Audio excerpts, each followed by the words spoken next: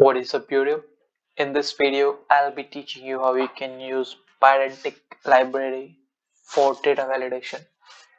So, why do we need to validate the data?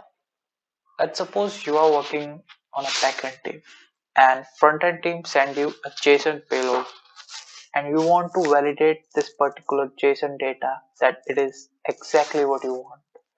So, here Pydantic come. So, how you can use Pydantic? So let's not waste the time and hit the terminal. So first of all, let's fire up the Python interpreter and import Pydantic. And suppose I want to validate data for a user. Okay, so we have an entity user. It has certain field in it, and we have to validate this particular data. So first of all, we have to design the blueprint. So in order to design a blueprint, we have to create a class, and this class called user model. Let's suppose this, and it is inheriting from Pydantic base model. Okay, and let me use the camel case here. Yeah, there you go.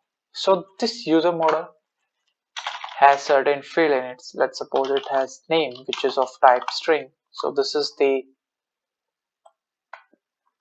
typing annotation which we can use in Python and also in Pydantic to specify the type of field. And this user also has its age. Suppose the age is of type integer, obviously, and it also has email. Okay, so that we can uniquely identify the user. Now what we can do, we have designed this blueprint for a user. Now we are creating one user from it. So this is user model, and let's instantiate it, and let's suppose the name is Keshav and the age is 21 and email is, let's suppose the email is saintkeshav@gmail.com. There you go. So this is how you can create an instance of this blueprint.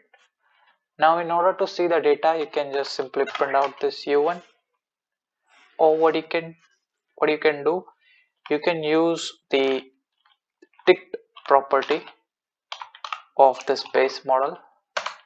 There you go. So it will show you the dictionary. Let's suppose you add some improper data to it. Let's suppose the age, which is of type integer, we pass a string here. Let's suppose test age.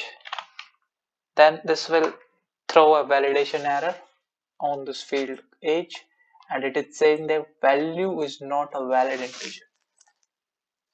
So yeah, there you go.